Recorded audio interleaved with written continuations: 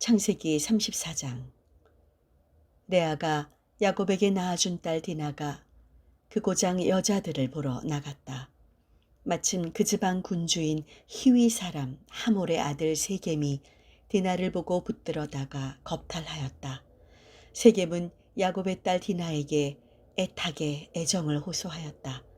그리고 세겜은 아버지 하몰에게 디나와 결혼하게 해달라고 졸랐다. 딸 디나가 욕을 보았다는 소문이 야곱에게 전해졌을 때 그의 아들들은 들에 나가서 가축을 돌보고 있었다. 야곱은 그들이 돌아올 때까지 이 일을 입 밖에 내지 않았다. 세겜의 아버지 하몰이 야곱에게 청혼하러 왔다. 마침 야곱의 아들들은 들에서 돌아와 그 이야기를 듣고 머리끝까지 화가 치밀어 있었다. 세겜이 야곱의 딸을 겁탈하다니 뻔뻔스럽게 이스라엘을 욕보이다니 화가 안 날 수가 없었다. 그런 형편인데 하몰이 그들에게 청혼을 하는 것이었다. 제 아들 녀석이 댁의 따님에게 아주 반해버렸습니다. 그러니 댁의 따님을 저의 집에 며느리로 보내주십시오. 우리와 서로 통혼합시다. 당신네 딸을 우리에게 주시고 우리 딸을 당신들이 데려가십시오. 우리와 어울려 지내면서 이 지방 어디에서나 마음대로 사십시오. 자리를 잡으시고 자유로 돌아다니며 땅을 차지하셔도 좋습니다. 세겜도 디나의 아버지와 오빠들에게 청을 드렸다. 너그러이 보아주십시오. 무엇이든지 말씀만 하십시오. 다 드리겠습니다. 신부 몸값과 선물은 얼마든지 있습니다. 댁의 따님을 아내로 맡게 해주시기만 한다면 무엇이든지 말씀하시는 대로 드리겠습니다. 야곱의 아들들은 자기들의 누이 디나가 욕본 것을 생각하면 화가 치밀었지만 시치미를 떼고 세겜과 그의 아버지 하몰에게 대답하였다. 안 됩니다. 할례받지 않은 사람에게 우리 누이를 줄 수는 없습니다. 그것은 우리에게 부끄러운 일입니다. 그러면서 야곱의 아들들은 그들에게 이렇게 제안하였다. 한 가지 길은 있습니다. 당신네 남자가 모두 우리처럼 할례를 받겠습니까? 그래야만 우리는 당신들의 청혼을 들어줄 수 있습니다. 그리고 나서야 우리 딸을 당신들이 맞아가고 당신들의 딸을 우리가 맞아오며 어울려 살 수 있단 말입니다. 그러면 우리는 한 결회가 될 것입니다. 당신들이 이 조건을 받아들일 수가 없어 할례를 받지 않는다면 우리는 누이를 데리고 여기를 떠나겠습니다. 하몰과 하몰의 아들 세겜은 야곱의 아들들이 내놓은 조건이 좋을 것 같았다. 그래서 그 젊은이는 서둘러 할례를 받았다. 그만큼 그는 야곱의 딸을 좋아했던 것이다. 그런데 그는 온 가문 가운데서도 가장 세도 있는 사람이었다. 하몰과 그의 아들 세겜은 성문에 나가 자기들이 다스리는 주민들에게 이렇게 공포하였다. 이분들은 아무하고나 잘 어울리는 분들입니다. 이 고장에서 우리와 함께 살며 마음대로 왕래할 것이다. 이 땅은 어느 쪽을 보아도 넓어서 그들도 함께 살 수 있다. 그들의 딸을 우리의 아내로 맞아오고 그들도 우리의 딸을 아내로 맞아가게 하자. 그러나 이분들이 우리와 함께 살며 우리와 한결회가 되는 데는 한 가지 조건이 있다. 그것은 그들이 할례를 받은 것처럼 우리 모든 남자도 할례를 받아야 한다는 것이다. 결국은 그들의 양떼와 재산과 모든 가축이 우리 것이 되지 않겠느냐. 그러니 그들이 내놓은 조건을 수락하고 그들을 우리와 함께 살게 하자. 성문께로 나온 모든 주민이 하몰과 그의 아들 세겜의 말을 받아들였다. 그래서 성문께로 나왔던 남자는 모두 할례를 받았다. 그 다음 날 그들이 아직 아파서 신음하고 있을 때 야곱의 아들 중 디나의 친오빠인 시므온과 레위가 칼을 빼들고 당당하게 성 안으로 들어가 남자라는 남자는 모조리 죽여버렸다. 하몰과 그의 아들 세겜도 칼로 쳐 죽이고 세겜의 집에서 디나를 데려내왔다. 야곱의 다른 아들들은 죽은 사람들에게 달려들어 시체를 털고 그 온 성을 털었다. 이렇게 하여 자기들의 누이가 욕본 것을 보복하였다. 그들은 양떼, 소떼, 나귀떼뿐 아니라 그 성 안에나 들에 있는 것을 모조리 빼앗아 가졌다. 모든 재산을 빼앗고 자식과 아낙네들을 사로잡고 집이라는 집은 다 털었다. 그러자 야곱은 시므온과 레위를 불러 나무랬다. 너희 때문에 나는 이 지방에 사는 가나안 사람과 브리즈인들에게 상종할 수 없는 추한 인간이 되고 말았다. 우리는 수가 얼마 되지 않는데 그들이 합세하여 나를 치면 나와 내 가족은 몰살당할 수밖에 없다. 그러나 그들은 그자가 우리 누이를 창녀 다루듯이 했는데도 가만히 있어야 한단 말입니까? 하고 대답하였다. 창세기 35장. 하느님께서 야곱에게 말씀하셨다. 이러고 있지 말고 베델에 올라가 거기에 자리를 잡아라. 네가 형 에사오를 피해갈 때 너에게 나타났던 그 하느님에게 제단을 쌓아 바쳐라. 야곱은 곧 그의 온 가족과 그가 거느리고 있는 모든 사람에게 말하였다. 너희에게 있는 남의 나라 신들을 내버려라. 깨끗이 몸을 씻고 옷을 갈아입어라. 이제 우리는 여기를 떠나 베델로 올라간다. 거기에서 나는 내가 어려움을 당할 때 나의 호소를 들어주시고 내가 가는 곳 어디에서나 보살펴 주신 하느님께 제단을 쌓아 바치고자 한다. 그들은 자기들에게 있는 남의 나라 신들과 귀에 걸고 있던 귀걸이를 모두 야곱에게 내어놓았다. 야곱은 세겜 근처 느티나무 밑에 그것들을 모두 묻었다. 그리고 그들은 그 길로 떠났다.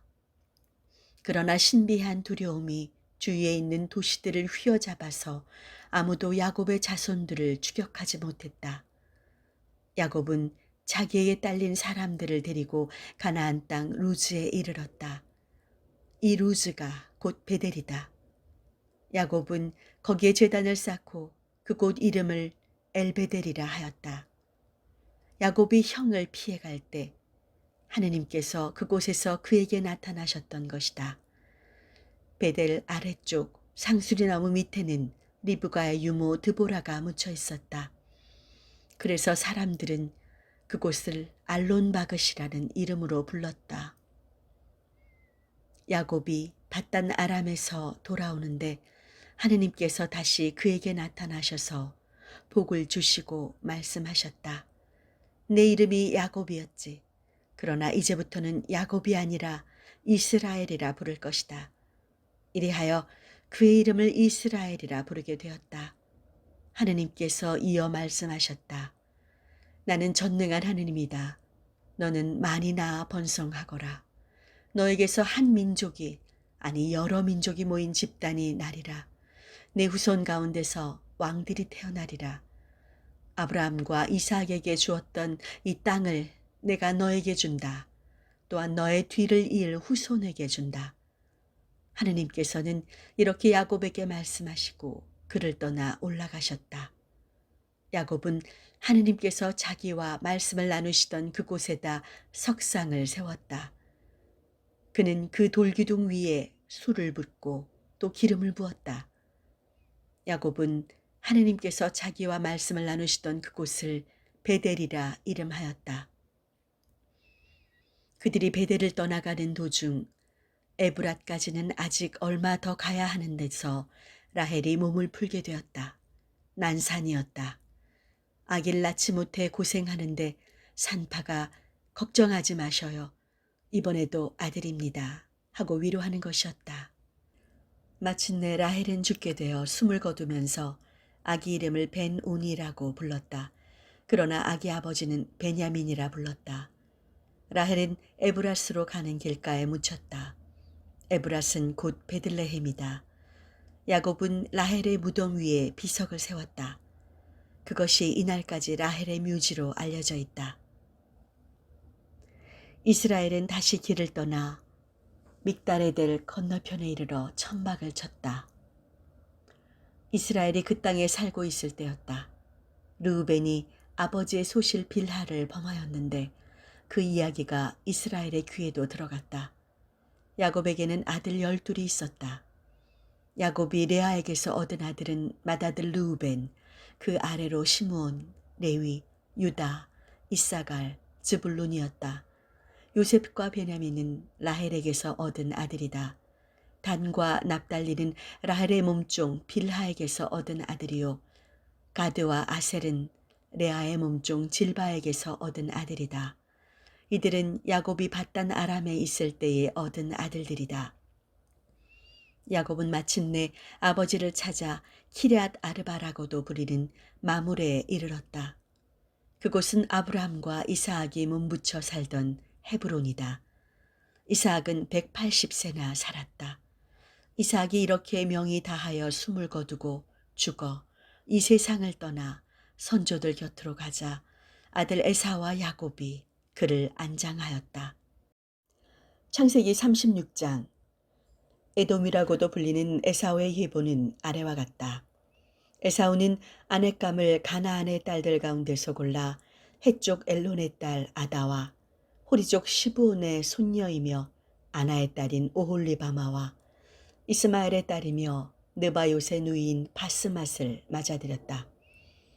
아다는 에사우에게 엘리바즈를, 바스맛은 루우엘을, 오홀리바마는 여우스와 야을람과 코라를 낳아줬다.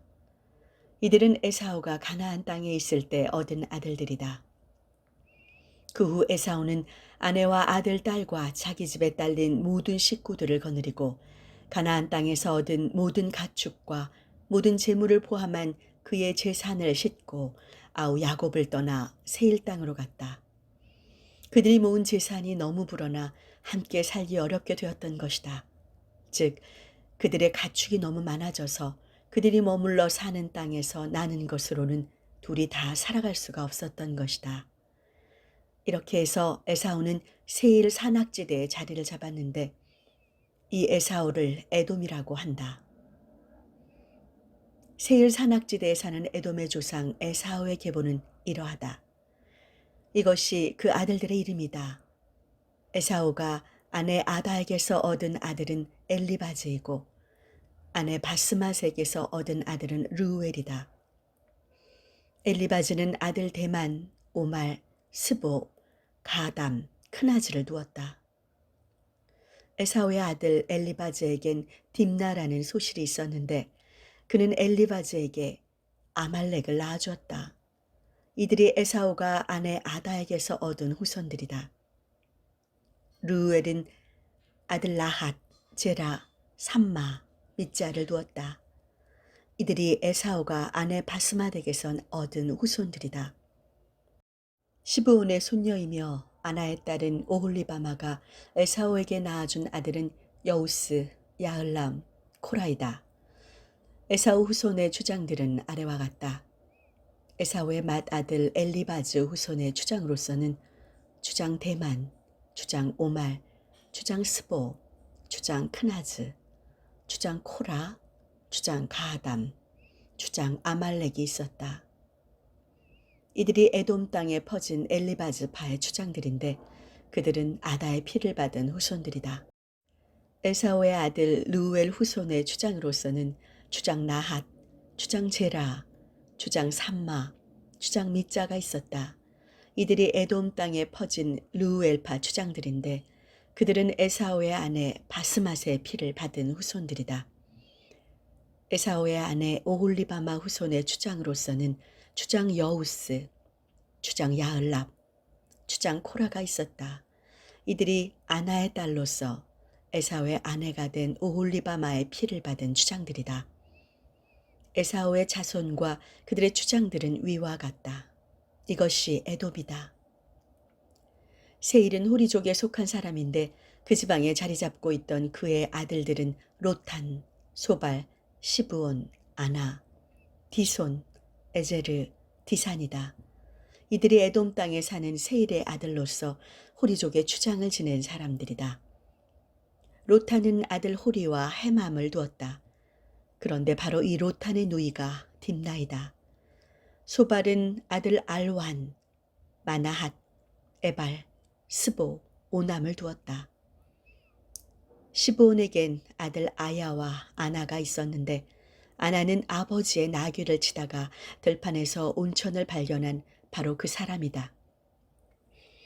아나는 아들 디손과 딸 오홀리바마를 두었다. 디손은 아들 햄단, 에스반, 이드란, 그란을 두었다. 에제르에게는 아들 빌한, 자완, 아칸이 있었다.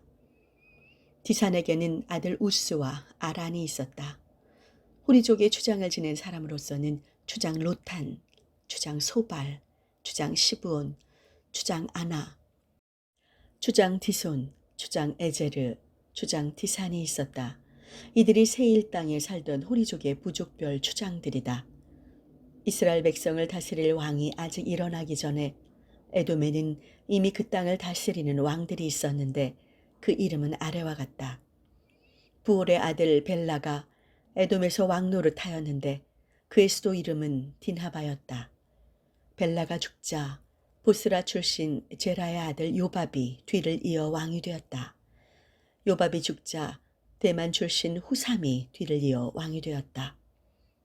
후삼이 죽자 부닷의 아들 하닷이 뒤를 이어 왕이 되었다.